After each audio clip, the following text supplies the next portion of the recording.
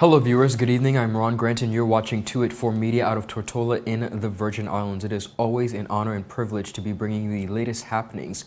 This evening I am joined by the Honorable Minister for the 2nd Electoral District, the Honorable Melvin Mitch Turnbull. Recently he made some claims really addressing the situation of the King Garden Bay Police Station and the inaccuracies essentially that would have that organization and that building really see a partial opening. Now viewers, as you know, King Garden Bay is one of the hospitality meccas of the Virgin Islands. It is a very busy district within the 2nd District, and the Honorable Minister is here to bring clarity to exactly what that situation looks like and what he intends to see happen. All this and so much more after a word from our sponsors. You're watching 284 Media. The wait is over! CCT Fire is here! Experience ultra-fast downloads, seamless streaming, and even more reliable connectivity on an all-new fire-blazing super-fast CCT Fiber network.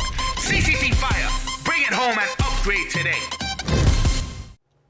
Viewers, welcome back again. Thank you so much for tuning in and sticking with us. I'm Ron Grant. You're watching 284 Media. As promised, I am joined by the Honorable Minister for the 2nd Electoral District, the Honorable Melvin Mitch Turnbull. Honorable Turnbull, good evening, and thank you so much for tuning in and being here amongst your very busy schedule.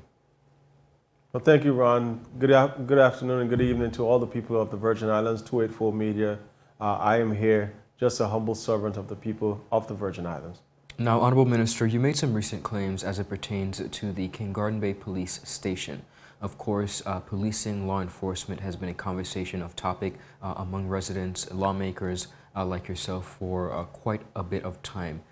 Put it into perspective. What is the situation? What is the holdup as it pertains to the full reopening of the King Garden Bay Police Station?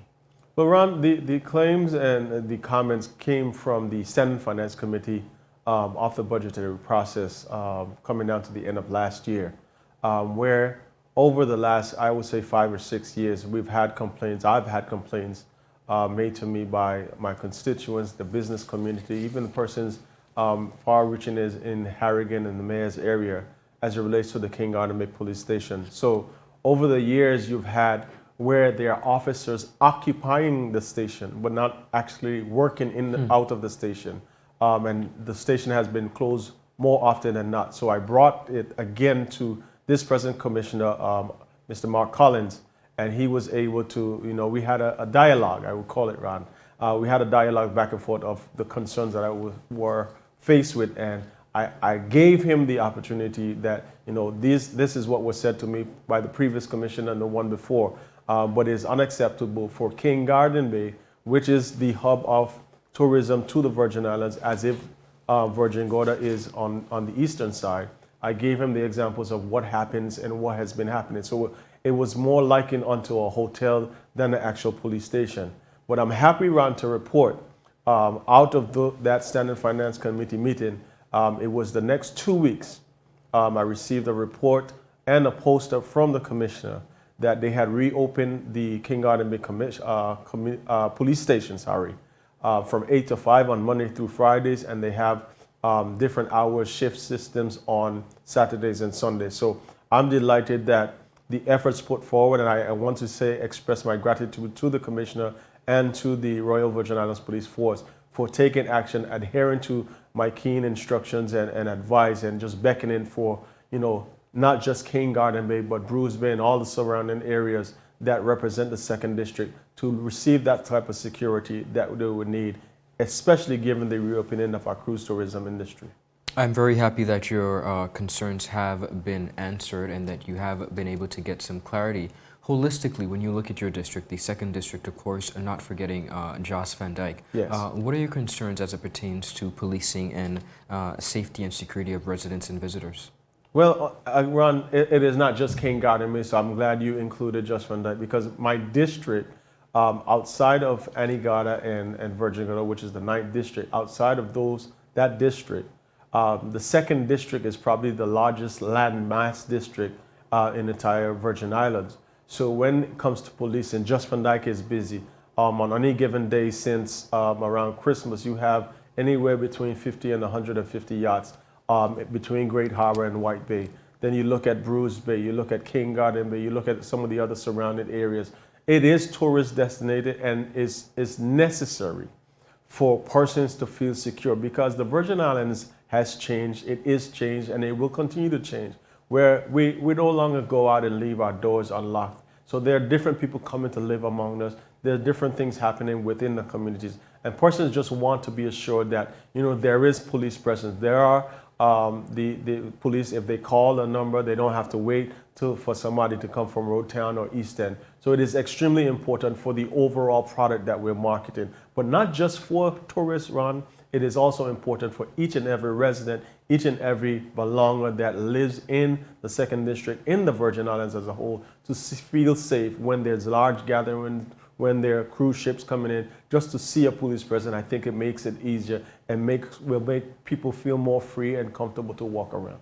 I understand. Minister, I want to touch on education. Your district is no different from any other districts within the island. Of course, you have a key institution, primary institution in your district, of course, Jos Van Dyke as well, as it pertains to education and, of course, our reshifting to face-to-face education. Many residents have called for this. They've longed for this.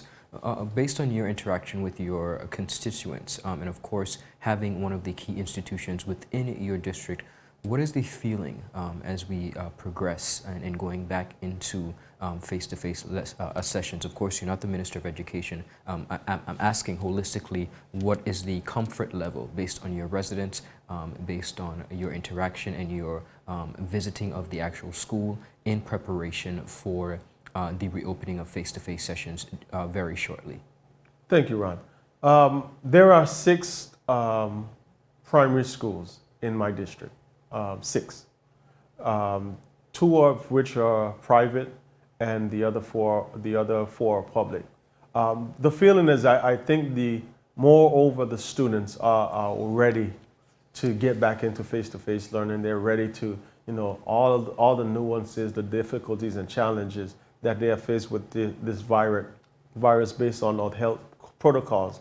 The students are ready to get back and be amongst their friends so they could get in that learning environment. So I've been speaking to the students, I've been speaking to the teachers. They are all ready, they are making their necessary preparations. And I hope, Ron, that yes, it's not another setback, but it's only a setup, I believe, for the students of the Virgin Islands, for the schools within my district, but overall for the territory, that this challenge, just like they have overcome the 2017 hurricanes and the challenges there where they had to be homeschooled, that they'll be able to overcome and be successful. For my encouragement to each and every student, each and every parent, each and every student and educator is just remain focused. Remain focused on why you are doing what you're doing and just continue to be empowered and know that you're doing your job, you're studying your work to make a difference so that we can transform this Virgin Islands to a better Virgin Islands, better than when we first met it. Thank you, Honorable Minister. Speaking of transforming our Virgin Islands, it is a new year. Of course, we just recently had a budget passed, the 2022 budget, and that being said, with a new year dawning, 2022, put it into perspective for us as the representative for the 2nd Electoral District. And of course, hindsight being 2020, what do you envision this year will look like for your constituents moving forward from strength to strength? Well, Ron, I'm excited. I'm excited for the people of the 2nd District. I'm excited for the people of the Virgin Islands because within the 2nd District community, there are a lot of plans that we have to have executed. And I am going to continue, Ron, whether in the House of Assembly, in the public forums, in the meetings that I would have, influence and try to make sure that my voice is heard on behalf of my people to influence some of these changes that we want to see accomplished within my community as well as the territory. You spoke about the budgetary process, and I listened keenly. I listened keenly as the budget address was given. I listened even more keenly again, more recently to the speech from the throne, which is the governor's giving the government's agenda of what they want to accomplish. And Ron, I must say, I'm not bashing, but I'm just speaking my truth. I was disappointed, Ron, in that I heard how many pieces of legislation were passed. I heard how many pieces of legislation were promised to come and be passed through the House of Assembly. it was almost simply just a legislative agenda. But given the reality on the ground, the challenges with education, the challenges with people being laid off, the challenges with the tourism industry going back and trying to get back on their feet, the challenges with the taxi operators and everybody as a whole, I was a bit troubled, Ron, because I didn't receive and we didn't hear a level of inspiration that people need to inspire persons to know that, yes, we have been beaten down. COVID-19 has done some things. We have lost a number of families and persons from among us. But what are we aspiring to achieve? Not just legislation, not just the numbers of how many meetings you've had, but what are we going to do to lift our people up, to help them invest and be invested in what we're doing going forward? How are we going to transform and make the numbers that we have on the ground in terms of our financing, in terms of our education, in terms of our statistics? How are we going to turn that into something that inspires and uplifts persons to want to contribute and make this Virgin Islands better? So for me, Ron, that's what I plan to do. I plan to give my all to inspire my people, encourage them, and we will work hand in hand to transform not only our district, but the wider Virgin Islands. Honorable Minister, you talked about inspiration. You talked about really highlighting and really promoting and pushing Virgin Islanders to be better. I want to go in depth a little bit about that because you said you do have a number of plans. What are some of these plans you have for this year for your constituents? Give us some examples. Well, right now, if we go up into the Mayor's Diamond area, the basketball court that is there that has been one of the more popular basketball courts within the territory of the Virgin Islands now. We plan to have that court finished with the restrooms completed as well as the vendor stalls so that not just the persons that are playing basketball, but their activities for children, families can come on the off days when the guys are not playing basketball. We hope to have the entire area on the top walking tracks so persons could be able to exercise in the afternoon off the roadways because we know the challenges that we have sometimes with the traffic and people not being as careful as they should. Down in Bruce Bay, there's some works going on there to revamp that entire community space at the park area. We're going to move towards the restrooms, which was passed in the budget as well. So the restroom and treatment facility is going to be there. We're going to put out some vendor stalls. We're going to have just a family, bring back that family orientation and that togetherness within our community.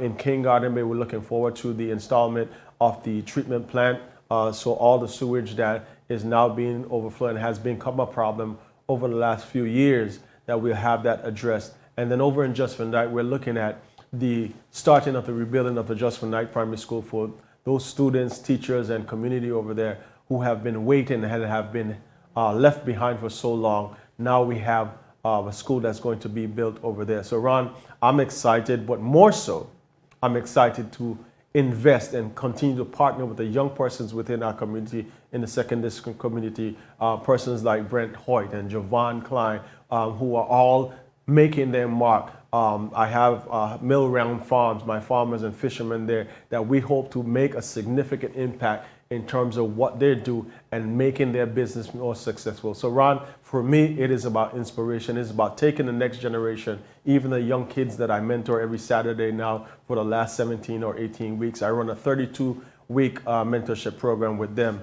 just helping them to understand business, understand their purpose, understand who they are, and more so being confident and able to articulate what they want to achieve in life. So I'm partnered with all the schools in my district. I'm partnered with the businesses in my district, and we together, Ron, we together, I work on behalf of the people of the second district. We together will transform our district, and we will go from strength to strength to make the change that we need to see.